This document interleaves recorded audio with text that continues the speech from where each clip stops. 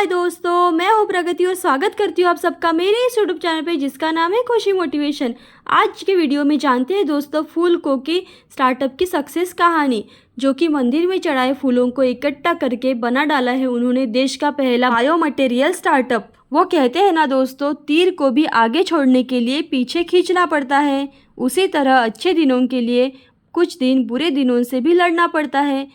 हाय दोस्तों, अगर आपने मेरे चैनल को अभी तक सब्सक्राइब नहीं किया तो प्लीज़ जल्दी से सब्सक्राइब कर लीजिएगा, क्योंकि आपका एक एक सब्सक्राइब मेरे लिए बहुत मायने रखता है और मैं बहुत मेहनत करती हूँ ताकि आपको अच्छे से अच्छे वीडियोस दे पाऊँ। मेरी वीडियोस हर उम्र के लोगों के लिए होती है ताकि आप अपने जीवन में उनसे प्रेरणा लेकर अपने जीवन में सफल हो जाए। तो दोस्तों जानते हैं आज फूलको की कहानी। क्या आपने कभी सोचा है कि मंदिर में चढ़ाए गए फूलों के साथ क्या होता है?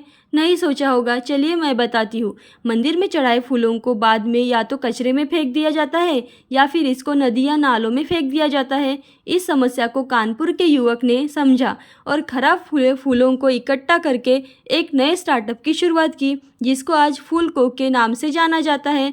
समस्याएं तब तक समस्याएं लगती है जब तक उनका कोई समाधान न निकल जाए।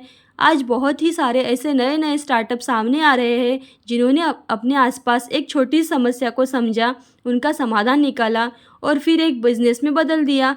फूलको ने भी अपने आसपास की समस्या को समझकर उनका समाधान निकाला और फिर उनका एक बिजनेस बदल गया। तो जानते हैं दोस्तों, फूलको की पूरी इस स्टार्टअप ने मात्र 2 किलो फूलों और 72,000 रुपयों से अपने सफ़र की शुरुआत की और आज यह करोड़ों रुपए का बिजनेस कर रहा है। सबसे पहले जानते हैं दोस्तों फूलको क्या है। फूलको भारत का पहला बायो मटेरियल स्टार्टअप है जो मंदिर में चढ़ाए हुए फूलों को खराब होने से पहले इकट्ठा करते हैं, फिर इनको रिसाइकल करके उनसे धूप बत्ती, अगरबत्ती, ऑर्गेनिक विक कंपोस्ट, फ्लेदर और खुशबूदार प्राकृतिक तेल का निर्माण करते हैं। फूलको Kanpur flower recycling private limited का एक ऑनलाइन ई कॉमर्स ब्रांड है। इस कंपनी की शुरुआत 2017 में अंकित अग्रवाल ने उनके दोस्त अपूर्व मिसल के साथ मिलकर की थी। ये कंपनी अभी तक 11,000 मीट्रिक टन से भी ज़्यादा फूल वेस्ट को रिसाइकल कर चुकी है। इन्होंने Kanpur flower recycling private limited को हेल्पर्स ग्रीन और फूल ब्रांड से विभाजित कर दिया है। बॉलीवुड की अभिनेत्री आलिया भट्ट ने भी इस कंपनी के अच्छे विचारों और यूनिक आइडिया के कारण फूलको में इन्वेस्ट किया है। अब जानते हैं दोस्तों फूलको की शुरुआत कैसे हुई। इस कंपनी की शुरुआत Kanpur flower recycling private limited के नाम से हुई। बाद में इसको फूलको नामक ब्रांड में बदल दिया गया। इसकी शुरुआत बड़ी ही अजीब तरीके से हुई, क्योंकि ये न पहले से चलने वाला कोई इंडस्ट्री में था ही नहीं जिसके बारे में किसी को ज्ञात हो। इन्होंने मार्केट को एक नया इंडस्ट्रीज को खोज कर दिया है और जिसकी कल्पना भी आज तक किसी ने नहीं की थी। जानते हैं यह आइडिया कैसे आया।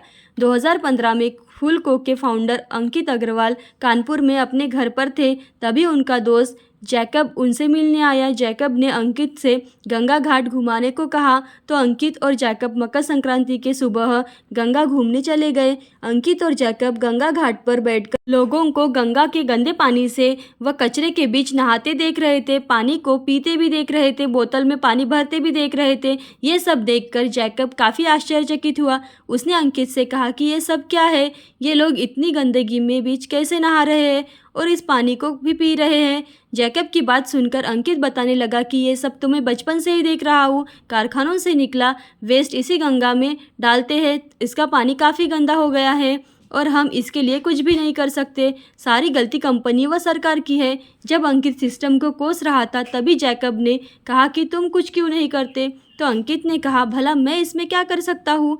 तभी मंदिर में चढ़ाए फूलों से एक लदा हुआ टेम्पो के सारे बेकार फूलों को गंगा में डाल दिया गया। ये घटना देखकर अंकित ने सोचा कि फूलों की वजह से भी तो प्रदूषण फैल रहा है। फूलों को उगाने में केमिकल का इस्तेमाल होता है जिनको गंगा में डालने के बाद उसका पानी प्रदूषित हो सकता है। अंकित ने घर आकर इसके बारे में रिसर्च की और उसको चौंकाने वाला रिजल्ट मिला। अंकित को अब पता चल चुका था कि गंगा में प्रदूषित होने वाले कारण में एक कारण उसमें फूल फेंके जाते हैं वो भी था। अंकित समाज व समाज के लोगों के लिए कुछ करना चाहते थे, इसलिए उन्होंने एक आइडिया आ गया। अंकित ने इस आइडिया पर काम करना शुरू कर दिया और आज इस आइडिया की वजह से ही हम फूलको जैसे एक बढ़िया ब्रांड को देख रहे हैं। तो जानते हैं फूलको को कितना संघर्ष करना पड़ा। अंकित ने जब इस आइडिया को मंदिर वालों को समझाने का प्रयास किया पर किसी ने भी इनको गंभीरता से नहीं लिया और अंकित को फूल वेच देने से भी मना कर दिया। अंकित को समझ नहीं आ रहा था कि वो अब क्या करे। अंकित ने मंदिर के ट्रस्ट को समझाने के लिए हमारे पूज्य ग्रंथों का सहारा लिया। तेरा तुझको अर्पण, जो भगवान का है वो वापस हम भगवान को ही अर्पण कर देंगे। मंदिरों के फूल वेस्ट को हम धूप बत्ती अगरबत्ती में बदलकर उनसे भगवान की आराधना करेंगे। ये बात मंदिर में ट्रस्ट को वाले लोगों को समझ में आई और काफ़ी अच्छी लगी और उन्होंने अंकित को फूल देने के लिए हाँ कह दिया। अब इस आइडिया को बिजनेस में बदलने के लिए अंकित ने दिन रात एक कर दिए और अपने अपने आइडिया को इन्वेस्टर्स को सुनाया। 1.5 साल तक लगातार प्रयास करने के बाद अंकित को अपने इरादों में कामयाबी मिली। तो जानते हैं दोस्तों फूलको को कितनी फंडिंग मिली और कहाँ से मिली। अंकित ने मात्र 2 किलो फूल और 72,000 रुपयों के इन्वेस्टमेंट से इस कंपनी की शुरुआत की थी। कंपनी को आगे बढ़ाने के लिए अंकित ने IIT IIM में होने वाली प्रतियोगिता में भाग लेना प्रारंभ कर लिया तथा वहाँ से 20 लाख रुपये इकट्ठा किए। 1 साल बाद अंकित ने अपनी नौकरी छोड़कर पूरी तरह से अपने स्टार्टअप में लग गए। लॉकडाउन में कंपनी के पास पैसे खत्म होने वाले थे पर खर्च लगातार बरकरार था। उसी समय उनकी मैनेजमेंट टीम ने 2.5 महीनों तक बिना सैलरी के काम किया। कंपनी के पास केवल 4 महीनों तक चलाने के लिए पैसे बचे थे। उस बुरे दौर में कंपनी को IIN फंड यानी स्टार्टअप को फंड देने वाली एक संस्था और सैन फ्रांसिस्को के ड्रेपर रिचर्ड कल्पान फाउंडेशन की तरफ से 10.40 करोड़ रुपयों की फंडिंग प्राप्त हुई। फंडिंग से मिले हुए पैसों का उपयोग रिसर्च एंड डेवलपमेंट में किया जा रहा है। अब जानते हैं दोस्तों फूलको का अंतिम लक्ष्य क्या है। अपूर्व बताते हैं कि जब मैं बेंगलोर में नौकरी करता था और मैं तब कानपुर आने का फैसला कर रहा था, तब मेरे पिताजी ने कहा कि लोग बेंगलोर से सिंगापुर जाते हैं और तू कानपुर जाने की बात कर रहा है। मैंने पिताजी से कहा कि बुरे से बुरा क्या होगा, अगर हम असफल हो जाएंगे तो असफल हो जाएंगे, लेकिन अगर सफल हो जाएंगे तो बहुत कुछ बदलेगा।